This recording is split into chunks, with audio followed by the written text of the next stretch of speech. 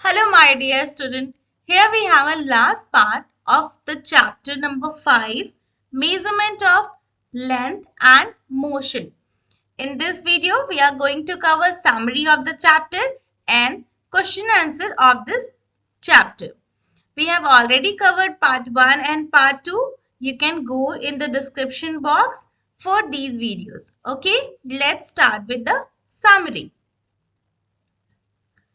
Here we have what already we have studied, that the International System of Units, that is SI units, has been adopted by countries as standard units of measurement. हमने already पढ़ा था बच्चों कि जब बच्चे measurement कर रहे थे after discussion, तो उन्होंने देखा कि जो हमारी मेजरमेंट है वो पर्सन टू पर्सन वैरी कर रही है, क्योंकि हमारे पास एक स्टैंडर्ड यूनिट ऑफ मेजरमेंट नहीं है, हमारे पास एक स्टैंडर्ड स्केल नहीं है। इसीलिए एक इंटरनेशनल सिस्टम है जिसने पूरे यूनिट्स को, मतलब जो जो भी हमारे मेजरमेंट के यूनिट टर्म्स है उनको स्टैंडर्डाइज कर लिया, सो दैट कि throughout the country, throughout the state, person to person जो मेजरमेंट है वो वेरी ना करे। ओके, एंड जो लेंथ की एसआई यूनिट थी वो क्या थी? मीटर, और उसको सिंबल में हम लोग क्या लिखते हैं? एम। ठीक है, that is metre. And value क्या होती है 1 किलोमीटर की? That is 1000 metre. 1 metre has 100 centimetre and 1 centimetre is 10 millimeter. When distance is stated with respect to a fixed object or point, then this point is called reference point. हमने ये भी पढ़ा था कि जब हम किसी चीज को डिस्टेंस फाइंड आउट करते हैं या फिर किसी को ये बताते हैं कि ये रेस्ट में है या फिर ये मोशन में है, तो we need a reference point. तो इसलिए हम किसी पर्टिकुलर पॉइंट को रेफरेंस कंसीडर कर लेते हैं और उसी के रिस्पेक्ट में दूसरे टर्म को एक्सप्लेन करते हैं, and that point is called reference point. An object is said to be in motion if its position changes with respect to a reference point with time. ये हमने पढ़ा था, किसी भी ऑब्जेक्ट को हम at rest कब बोलेंगे या फिर मोशन कब बोलेंगे, कि वो रेस्ट पोजीशन में है या फिर मोशन में है, तो एक रेफरेंस पॉइंट की हेल्प से। ओके, आइए आगे देखते हैं। When an object moves along a straight line, its motion is called linear motion. Linear motion क्या था? जब कोई भी ऑब्जेक्ट एक स्ट्रेट लाइन में मूव करता है तो हम उसको लीनियर मोशन कहते हैं। जैसे कि आप देख सकते हो ये पैंडा कैसा एक स्ट्रेट लाइन में ऐसा स्लाइड करके आ रहे हैं, तो this motion is can be called as linear motion. Okay, then next we have, when an object moves along a circular path, its motion is called circular motion. जब कोई object एक circular path में move करेगा तो उसको हम circular motion कह सकते हैं। आप देख सकते हो कि मेरी गो अराउंड पे जो डॉगीज घूम रहे हैं ये सारे के सारे सर्कुलर मोशन में मूव कर रहे हैं। And when any object moves to and fro about any fixed position, this motion is called oscillatory motion. जैसा कि स्विंग में होता है, वो एक तरह से ऑसिलेटरी मोशन है जिसमें हम लोग जो मूवमेंट है वो टू एंड फ्रो मूव करते हैं। ओके, ये हमने पूरे चैप्टर में पढ़ा था। चलो अब क्वेश्चन आंसर करते हैं। Let's start. Okay, here we have first question. Some length are given in column 1 of table 5.5. Some units are given in column 2. Match the length with the units suitable for the measuring those length. अब देखो हमने length की unit पढ़ी थी, metre होती है, but yes हमने फिर ये पढ़ा था कि छोटी चीजों को हम कैसे मेजर करेंगे, बड़ी लेंथ को हम कैसे मेजर करेंगे, है ना। अब देखो फर्स्ट क्या है, distance between Delhi and Lucknow. अब ये बहुत बड़ा डिस्टेंस है तो इसको हम कैसे मेजर करेंगे students? In terms of kilometre, है ना। इसको हम लोग कैसे रिप्लेस करेंगे? In terms of kilometre. Next we have thickness of coin. Thickness of coin कैसे होते बताओ, सोचकर बताओ। बहुत कम होती है ना, तो it can B represent in terms of millimetre. Okay, length of eraser जिसको हम स्केल से मेजर कर सकते हैं, नॉर्मल हमारी जियोमेट्री स्केल से, तो it can B represent in terms of centimetre. और यदि हम स्कूल के ग्राउंड की बात करेंगे जहां पे आप खेलते हो, उस ग्राउंड को हम किस टर्म में रिप्रेजेंट करेंगे? In terms of metre. Okay, if you have any doubt you can mention in comment section and please subscribe the channel so that कि आपको जब मैं next video डालूं तो आपको एक notification मिल जाए. बट notification के लिए घंटी बजा कर जाना. ओके, चैनल की घंटी. चलो नेक्स्ट क्वेश्चन देखते हैं. Here we have, read the following statement and mark true or false against each. Okay, चलो फर्स्ट देखते हैं. The motion of a car moving on a straight road is an example of linear motion. देखो straight road है. Okay, क्या है? Straight road है, तो क्या उसको लीनियर मोशन कह सकते हैं? एकदम कह सकते हैं, है ना? True, it's true. The next is what? Any object which is changing its position with respect to a reference point with time is said to be in motion. Yes, motion का तो डेफिनेशन ही ये है कि जब कोई भी object time के साथ एक रेफरेंस पॉइंट के रिस्पेक्ट में अपनी पोजीशन यदि चेंज कर रहा है तो उसको हम बोलेंगे that thing is in motion. अब देखो, here we have 1 kilometer is equal to 100 centimeter. Is that? No, it's false. क्यों भाई? अब देखो, 1 kilometer is 1000 meter and अब देखो मीटर क्या होता है? Metre is 100 centimeter into 100 centimetre. अब बताओ कितना होगा इसमें सेंटीमीटर के टर्म्स में 1 kilometre? Tell me. It will be 1 lakh centimetre. Correct. 1 kilometre is 1 lakh centimetre. Okay student, चलो नेक्स्ट देखते हैं. Here we have, which of the following is not a standard unit of measuring length? अब बताओ measuring length का standard unit क्या नहीं है? देखो मीटर है, मीटर तो है कंफर्म. तो यस, जब बहुत छोटा होगा तो इट कैन बी मिलीमीटर, जब थोड़ा उससे बड़ा होगा तो इट कैन बी सेंटीमीटर, जब बहुत बड़े बड़े लेंथ होंगे तो it can be metre. But oh, hand span? No, it's not a standard unit of measurement. क्यों? क्योंकि ये पर्सन टू पर्सन वेरी करता है, तो answer will be hand span. Okay, next we have, search for the different scale or measuring tapes at your home, okay, and school. आपको अपने घर पे और स्कूल में डिफरेंट टाइप के मेजरिंग टेप और स्केल को सर्च करना है, ठीक है? Then you have to do what? Find out the smallest value that can be measured using each of these scales and record your observation in a tabular form. मतलब आपको एक table बना लेनी है. एक साइड आपको क्या लिखना है? टाइप्स ऑफ स्केल और मेजरिंग टेप्स, और दूसरी साइड क्या लिखना है? Smallest value that can be measured. Okay, see here we have first answer, then we have a scale. हमारे पास एक नॉर्मल स्केल ऐसा ही होता है. देखो, ये हमारे पास जियोमेट्री स्केल होती है जिसमें यहाँ पे यहाँ एक 1 सेंटीमीटर, ठीक है? Okay, let me erase first. ये जो एक्स्ट्रा लाइंस है ना, इनको मैं इरेज करता कि कोई कंफ्यूजन ना रहे. Okay, done. अब यदि आप बहुत क्लियरली देखोगे तो आपको ध्यान दोगे यहाँ पे मिलीमीटर है, दिख रहा है क्या? देखो 1 2 3 4 5 है ना, तो इट मींस 1 सेंटीमीटर में हमारे पास कितने? 10 मिलीमीटर है. करेक्ट. तो फिर आप कह सकते हैं स्केल से हम क्या मेजर कर सकते हैं? मिलीमीटर भी आराम से मेजर कर सकते हैं. करेक्ट. तो देखो ये रूलर है, तो रूलर से आप 1 मिलीमीटर आराम से मेजर कर सकते हो. अब देखो मेजरिंग टेप से भी यही सेम स्केल होता है, मेजरिंग टेप में भी, तो वहां भी आप 1 मिलीमीटर स्मॉलेस्ट यूनिट मेजर कर सकते हो. 1 मिलीमीटर मतलब स्टूडेंट, 1 मिलीमीटर मतलब होता है ये वाला डिस्टेंस. देखो, is it visible? Let me mention with another colour also, blue one. देखो मतलब किसी भी ले तो 2 के साथ ले, तो ये जो डिस्टेंस है ना, कॉम्पैक्ट सा distance, this is 1 millimetre. Okay, तो एक नॉर्मल रूलर स्केल से हम 1 मिलीमीटर सॉरी मेजर कर सकते हैं.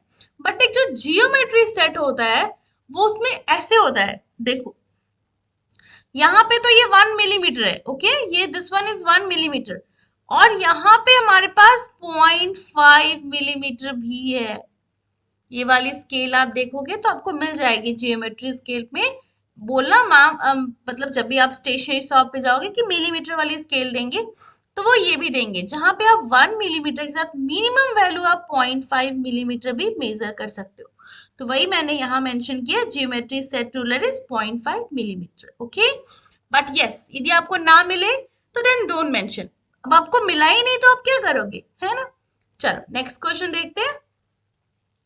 Here we have, suppose the distance between your school and home is 1.5 kilometer. Express it in meters. अभी जस्ट हमने एक एग्जाम्पल किया था ट्रू फॉल्स वाला, तो फिर आप देखो 1.5 किलोमीटर को मीटर में कैसे कन्वर्ट करोगे, this way. 1.5 kilometre, kilometre is 1000 metre, तो ये क्या हो जाएगा 1500 मीटर्स। करेक्ट। चलो नेक्स्ट देखते हैं। टेक ए टम्बलर और अ bottle, measure the length of the curved part of the base of a glass or bottle and record it. अब देखो एक टम्बलर ले लो सबसे पहले, ठीक है, बॉटल भी ले सकते हो, कोई प्रॉब्लम नहीं है। अब ये क्या बोल रहा है बच्चों, see, measure the length of the curved part of the base, मतलब हमें टम्बलर के जो कर्व्ड बेस है इसको मेजर करना है। ओके, तो देखो यहाँ पे एक इंच जो मेजरिंग टेप है, यहाँ पे आपके पास ऑप्शन है कि आप लॉक कर सकते हो। तो आप यहाँ पे रोटेट करोगे प्रॉपर और फिर वहां मेजर करोगे कि वो कितना है। फॉर एग्जाम्पल देखो उन्होंने यहाँ पे रोटेट करके दिखाया है, दिख रहा है क्या। तो आप अपनी बॉटल का मेजर करना, don't copy it from here. Okay, क्योंकि आपका क्या है वो चेक करो।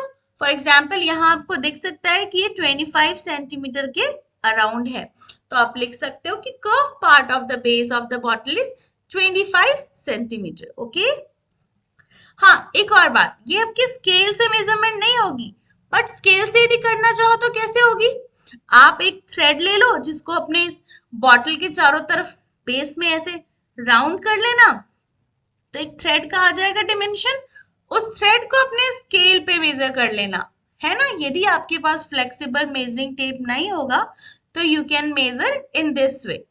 समझ गए, मम्मा को बताना, मम्मा ऐसे मेजर करती है, कभी भी कोई चीज धागे से मेजर कर लेती है, फिर उस धागे को स्केल पे रखकर या किसी भी जो मेजरिंग स्केल होता है उस पे रखकर मेजर कर लेती है, तो आपको एक डिमेंशन मिल जाएगा इन टर्म्स ऑफ सेंटीमीटर। ओके, चलो नेक्स्ट एक। Okay, here we have, measure the height of your friend and express it in terms of what, meters, centimeter and millimeter. Okay, तो सबसे पहले आप मेजरिंग फ्लेक्सिबल वाली टेप ले लो, वो लंबी होती है ना, और उसके हेल्प से अपनी फ्रेंड की हाइट मेजर कर लो। ये आप आराम से मेंशन कर सकते हो। एग्जाम्पल के लिए मैं क्या दे सकती हूँ, फॉर एग्जाम्पल मीटर में आपके फ्रेंड की हाइट कितनी आई, 1.6 मीटर, तो आप सेंटीमीटर में क्या लिखोगे, इट विल बी 160 सेंटीमीटर, और मिलीमीटर में क्या लिखेगा, 1600 मिलीमीटर। करेक्ट स्टूडेंट, यहाँ पे 1.6 इंटू 100 हो जाता है, क्यों, क्योंकि 1 मीटर इज 100 सेंटीमीटर, और फिर यहाँ पर क्या करोगे, 160 जो सेंटीमीटर में है इंटू 10 हो जाता है, क्यों, क्योंकि 1 centimetre is 10 millimeter, 1 centimeter is 10 millimeter. Okay, तो मतलब तुम्हें ऐसे कंफ्यूज नहीं होना, ऐसे परेशान नहीं होना, क्योंकि देखो आपको क्या करना है मैं बताती हूँ। 1 metre is equal to 100 centimetre. अब देखो जो सिंपल सा एक तरीका है, जैसे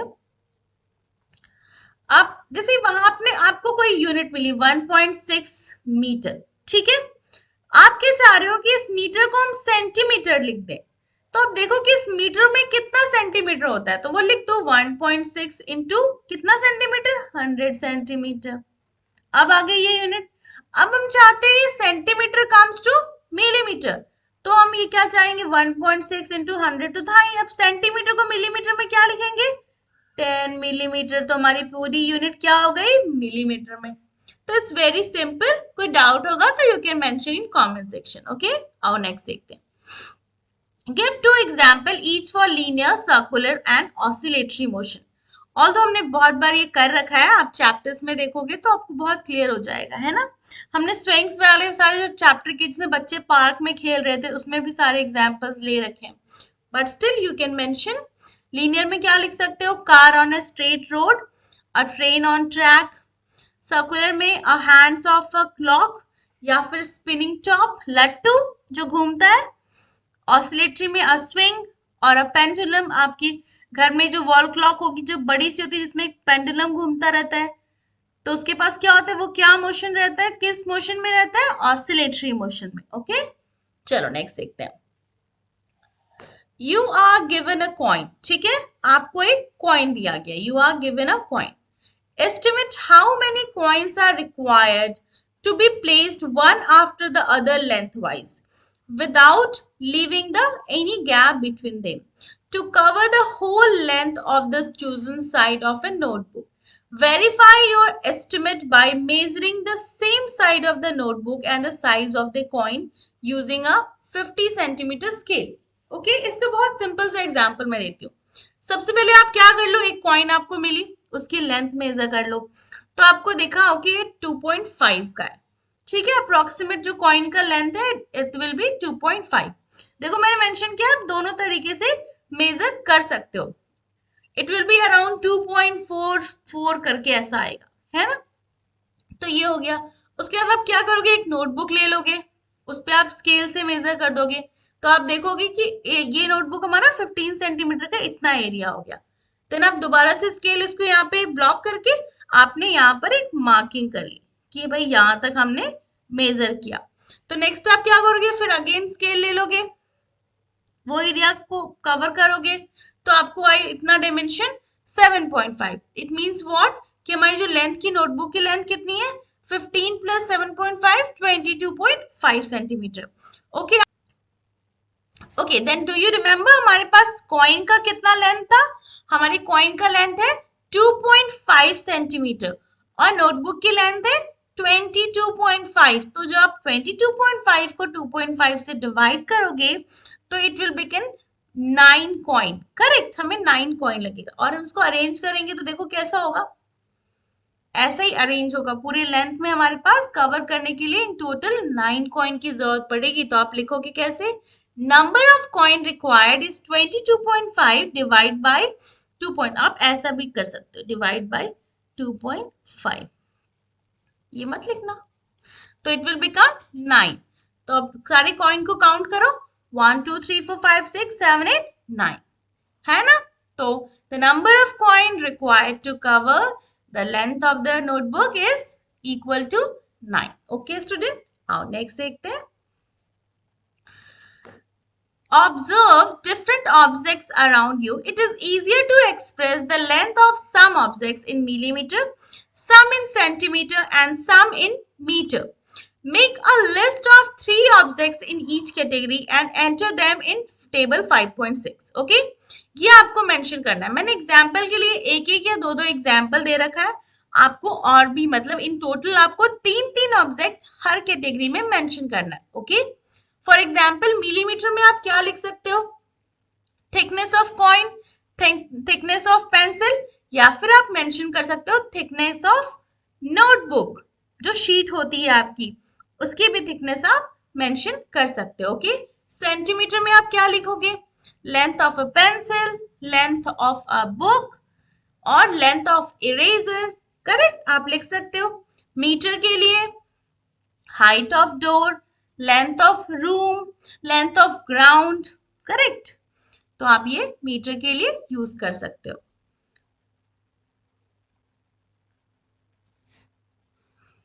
Okay, here we have a roller coaster track is made in the shape shown in figure 5.19.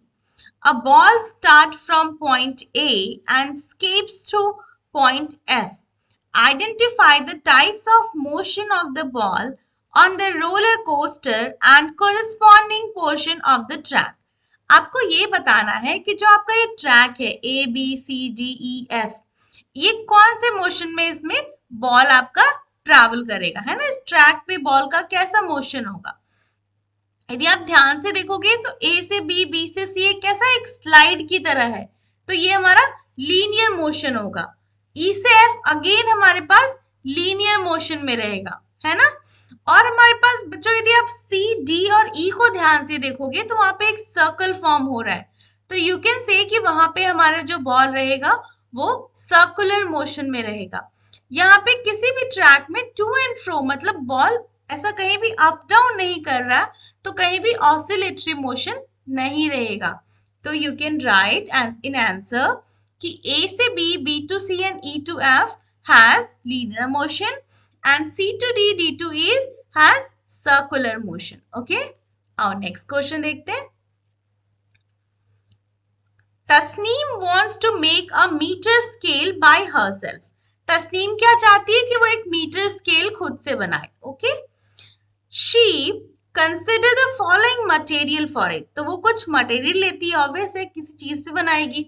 तो उसने क्या क्या लिया? उसने पहला लिया plywood, paper, cloth, stretchable rubber and steel. उसने ये सारा मटेरियल लिया। क्वेश्चन क्या है? Which of these should she not use and why? इनमें से कौन सी चीज उसको यूज नहीं करनी चाहिए और क्यों? तो देखो, सबसे पहले plywood. Plywood is good, sturdy material है, हार्ड है, तो उस पर स्केल अच्छा बनेगा और वो वेरी भी नहीं करेगा विद टाइम। पेपर, पेपर पे भी स्केल अच्छा बनेगा, बट हाँ इसकी ड्यूरेबिलिटी मतलब गल सकता है पेपर से, है ना, फट सकता है, बट ठीक है, ओके ओके है। क्लोथ, क्लोथ पे भी ठीक बन जाएगा, कोई प्रॉब्लम नहीं है, you can use for the measurement purpose. Stretchable rubber, क्या रबर पे बनेगा? नहीं, रबर क्या होगा, आपने स्केल तो बना लिया चलो रबर की हेल्प से, बट यदि किसी ने उसको थोड़ा खींच दिया तो मेजरमेंट चेंज हो जाएंगे।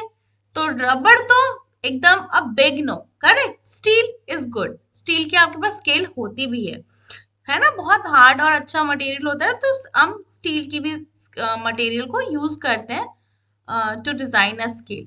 तो अब क्या लिख सकते हो? तशनीम should avoid using stretchable rubber to make a meter scale. क्यों?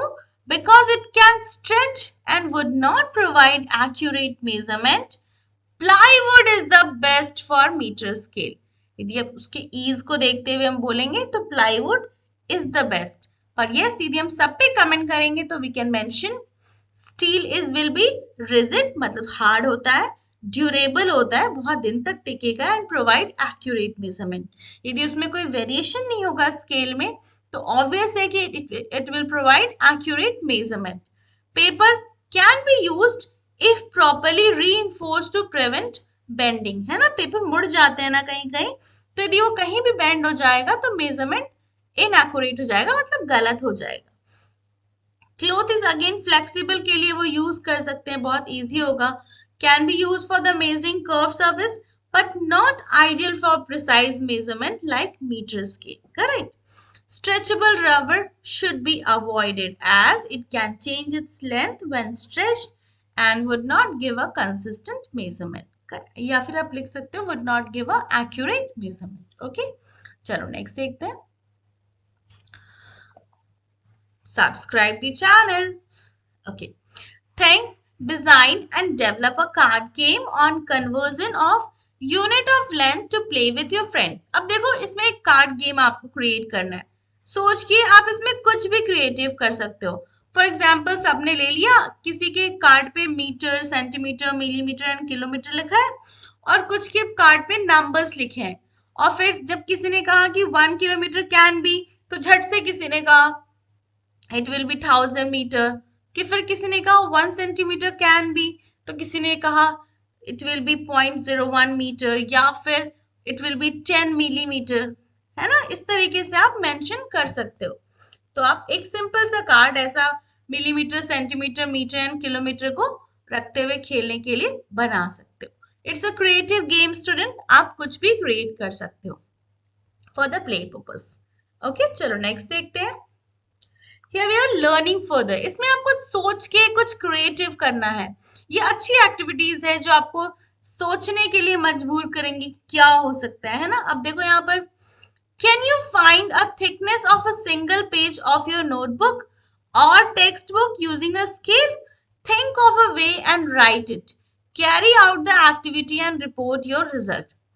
देखो स्टूडेंट, एक जो शीट होती है उसकी थिकनेस ऑब्वियस है कि बहुत कम होती है, तो आप एक शीट के मेजरमेंट नहीं कर पाओगे। ऑल्दो अपने पास है, मेजरिंग स्केल है जो आप फिजिक्स के लैब में पढ़ोगे अपने हायर क्लासेस में। बट अभी के लिए आप क्या कर सकते हो, आप बहुत सिंपल सा काम कर सकते हो। You can take 50 sheet, okay, आप 50 शीट को ले लो। फॉर एग्जाम्पल आपने 50 शीट ले लिया, अपनी नोटबुक का 50 शीट आपने ले लिया, या फिर आपने एग्जाम्पल के लिए आपने उस 50 शीट को उसने आपने स्केल पे रखा, तो आपको कितना मिला, देखो 50 शीट 50 पेजेस लिख दो, सॉरी 50 पेजेस को आपने थिकनेस निकाली, तो आपको पता चला अच्छा ये 5 mm आ रहा है, 5 mm, या फिर आप लिख सकते हो इसको 0.5 सेंटीमीटर, कुछ भी लिख सकते हो, ओके। तो आपको 5 mm आया। तो अब देखो 1 पेज का कैसे निकालोगे, it's a easy one, 5 divide by 50, it means 0.1 mm। Obvious है ये स्केल से तो आप मेजर नहीं कर पाओगे, but you can measure this way. 50 page को स्टिक कर लो, सेंटीमीटर में या मिलीमीटर स्केल से हेल्प से मेजर कर लो, और उसको फिर डिवाइड करके 1 पेज की थिकनेस बता लो। करेक्ट। अब देखो, collect fallen leaves from the same tree.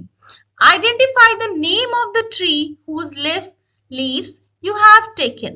Measure length and breadth of all these leaves using a 15 centimeter scale as shown in figure 5.20. Record your observation in table 5.7. चलो figure और table देखते हैं। आपके पास ये leaf आ गई, इसकी length आपको कैसे मेजर करनी है, यहां से टिप तक, और विड्थ इस यहां से लेकर यहां तक। तो स्टूडेंट इट्स योर होमवर्क, आपको नोट करना है आपके गार्डन में, आपके घर में, आपको स्कूल से घर के रास्ते में जितने भी लीव्स मिलेंगे आपको वो कलेक्ट कर लेना है। 5 to 6 लीव्स को कलेक्ट कर लेना किसी पर्टिकुलर पेड़ से, और देखना कि क्या उसके लेंथ और ब्रेथ में कोई डिफरेंस है। करेक्ट। और फिर यदि डिफरेंस होगा तो question is discuss why the leaves of the same tree vary in length and breadth. ऐसा क्यों हुआ बताओ। ये तो आप ऐसे थोड़ा सोच के बता सकते हो, सोचो जरा। सबसे फर्स्ट थिंग, इसमें फर्स्ट पॉइंट क्या आएगा, कुछ क्या होंगे, कुछ न्यू लीव्स होंगे और कुछ आपके ओल्ड लीव्स होंगे। करेक्ट। तो उनकी लेंथ और विड्थ में डिफरेंस होगा। करेक्ट। कुछ ऐसे लीव्स होंगे जो आपके बहुत हाइट पर होंगे, तो वो सनलाइट और फोटोसिंथेसिस के लिए बड़े बड़े होंगे, और जो लीव्स नीचे होंगे उनको मतलब इट्स अ कह सकते हो इट्स अ सर्वाइवल प्रोसेस, वो लीव्स की लेंथ और विड्थ थोड़ी कम होगी as compare to heighted leaves. या फिर कुछ लीव्स ड्राई हो रहे होंगे, जो एक समय के बाद सूख रहे होंगे, उनकी लेंथ और विड्थ डिफरेंट होती है। कुछ लीव्स के पास अनइवन प्लांट के न्यूट्रिएंट्स पहुंचते हैं, उसकी वजह से भी उनकी लेंथ और ब्रीथ डिफरेंट हो सकती है। तो you can mention these reasons. Okay okay, चलो next. Here we have, discuss with elders in your community what units were used for measurement of length in the olden days. आपको अपने जो बड़े लोग होंगे आपके कम्युनिटी के, उनसे पूछना है कि आप ये बताइए कि पुराने दिनों में कौन से मेजरमेंट स्केल को हम यूज करते थे for measuring the length. Okay. Also using the internet, try to find out about the length scales found in excavation of archaeological sites in India, जहाँ पे हमारे पास जो आर्कियोलॉजिकल साइट्स होती है जहाँ पे पुरानी चीजों को हम लोग फाइंड आउट करते हैं, जैसे हड़प्पा संस्कृति हो गई, सिंधी संस्कृति हो गई, तो वहां पे हमें बहुत सारी अलग अलग टाइप की मेजरिंग स्केल मिलती हैं, उसके बारे में आप नेट से फाइंड आउट कर सकते हो, है ना।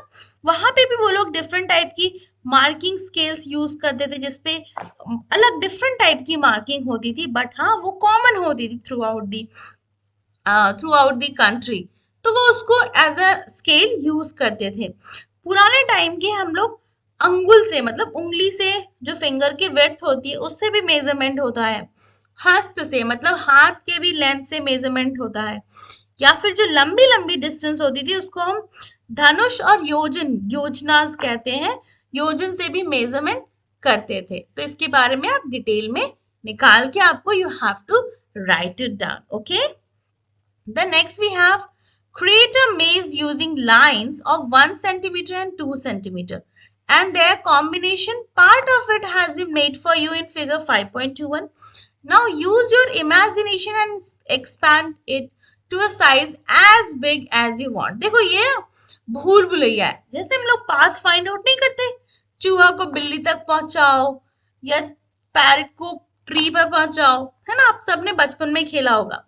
तो आपके पास एक है 1 सेंटीमीटर का और एक आपके पास ग्रीन लाइन है, और ग्रीन लाइन है 1 सेंटीमीटर की और रेड लाइन है 2 सेंटीमीटर का। You have a dimension. तो इसी को यूज करके use your creative mind and elaborate and expand this मेज सिस्टम। ओके, चलो नेक्स्ट देखते हैं। How tall am I? Stand along a wall with the help of an adult. Mark your height. ये तो हम लोगों ने बचपन में सभी नहीं किया। हम भाई बहनों एक साथ खड़े हो जाते थे और सब एक दूसरे का हाइट मेजर करते थे, है ना। तुम भी करना, मम्मा या पापा को ले लेना, बोला मेरा हाइट मेजर करके बताओ, और repeat it every 3 months to maintain a height record for yourself and your sibling. आपके छोटे भाई बहन या फिर बड़े भाई बहन कोई भी हो उनको भी ले लेना, और हर 3 मंथ्स में उनको भी मेजर करना और खुद को भी मेजर करना और इसका एक रिकॉर्ड बना लेना। ओके, चलो नेक्स्ट देखते हैं। Here we have, let us design a fun method for measuring the distance between two places.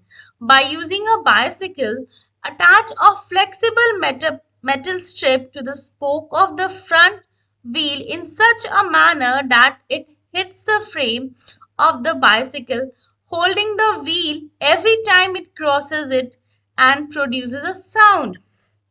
Student, ये बहुत इंटरेस्टिंग टेक्निक है जो मतलब एकदम रेगुलर वे में यूज होती है। ये टेक्निक क्या है, आप जब भी मैराथन या फिर कार रेसिंग होती है ना, उसमें भी हम लोग ये टेक्निक को यूज करते हैं कि कितनी बार व्हील रोटेट हुई है डिस्टेंस को मेजर करने के लिए। तो आप कैसे करोगे, सी हियर वी हैव। अब देखो को इसका स्टेप्स देखो। Now ride the bicycle slowly and count the number of times. अब जब भी यहाँ पे आपने स्पोक्स को डाला है, ठीक है, यहाँ पर वो साउंड करेगा, तो आप जब भी ये रोटेट पूरा करेगा वो इसमें से आवाज निकलेगी। The number will give you the number of turns of your wheel. ठीक है, तो जितनी बार वो साउंड करेगा that will give you what, कि कितनी बार आपके व्हील्स रोटेट की है। Now measure the length of the outer boundary of the wheel using a string. अब आपको क्या मेजर करना है, ये लेंथ का कितना सर्कमफ्रेंस है, मतलब या फिर इसका कितना लेंथ है। एक फ्लेक्सिबल टेप से आप मेजर कर लोगे कि मेरा व्हील इतना सेंटीमीटर है, और फिर क्या करोगे, multiply this length by the number of turns of the wheel. For example के लिए, यदि आपके ये बाइसिकल 1 मीटर है और इस बाइसिकल ने 100 टाइम्स साउंड पॉपअप किया है, ठीक है, 100 टाइम्स मतलब 100 बार उसने पॉपअप किया। इट मीन्स क्या हुआ कि आप 100 मीटर ट्रैवल करके आ रहे हो। समझ में आया? Multiply this length by the number of turns of the wheel. This is the distance you travel. Such methods are actually used to measure the distance for road running races. Try to find out about a Jones counter which is attached to a bicycle wheel and is used for the measuring distance. Is there any doubt, student? बहुत easily you have to consider a bike. You have to measure its circumference. जो भी bicycle की wheel है उसका आप पूरा find out कर लोगे. Then जितना भी सेंटीमीटर में होगा, you have to multiply that data with what? With number of times you have listened the sound, okay, the horn sound, and then you will get your distance which you have traveled. Okay, student, done. Thank you. Here we have the chapter number 5 is completed now. Please subscribe the channel so that you can get a notification whenever I will upload the next chapter. Okay, student, and if you have any kind of doubt, please do mention in the comment section. Thank you.